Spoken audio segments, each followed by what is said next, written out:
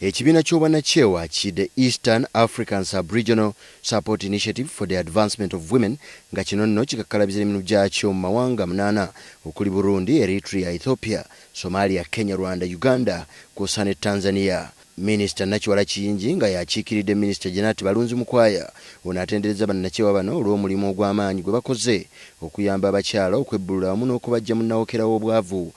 Gavumenti ya Uganda etaddewo enkola empya okulaba nti egenda erondoola ebitongole ebikulembera mu mulimu gw'abakyala okulaba nti bireeta obwenkanya omukyala n'omwami ate era nga biyamba abakyala batalina mwasirizi okulaba nti nabo bafuna obuyambi. Nolwekyo ebimu ku bitongole eby'amaanyi wano bye tulina mu ggwanga kyekitongole EAC wano wenyini wetuli nga tulaba nti kisajjakudde emyaka 2 ate ne kifuna amaka ag'oluberera. Nolwekyo ensonga lwaki gavumenti esindise minisita waayo avunaanyizibwa ku kikula ky'abantu minisita Honorable Janet Mukwaya gwenkikiridde okulaga nti gavumenti egenda kutandika enkolagana ey'amaanyi okulaba nti abakyala bavaayo ne bateekebwa ku mwanjo era nga ke kabonero akalaga nti twebaza emirimu EAC gyekoze. Abakyala bangi mu mawanga agatwetoolodde wamu n'amawanga gonna 8 bafunye mu nteekateeka eno byansusso era omubaka wa Busia District mu Parliament na Bulindo Jane Kwoba ng'ono yali akukusa byamaguzi n'amagendo ku nsalo ya Uganda ne Kenya wabula nga mu kiseera kino EAC yamuyamba nga bamuwa ensimbi ko n'entandikwa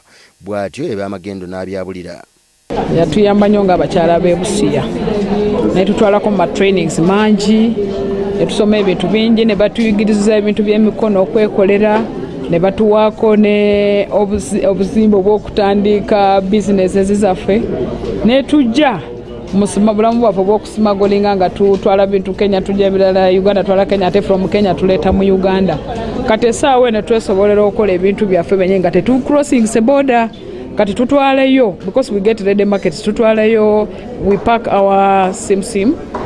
properly and then ne tutwala mu supermarkets eze Kenya ate ne tukomonga batuwadde kati kilini. Ekibiina ki Eastern African Sub-Regional Support Initiative for the Advancement of Women EAC kyatandika mu mwaka gwa 1996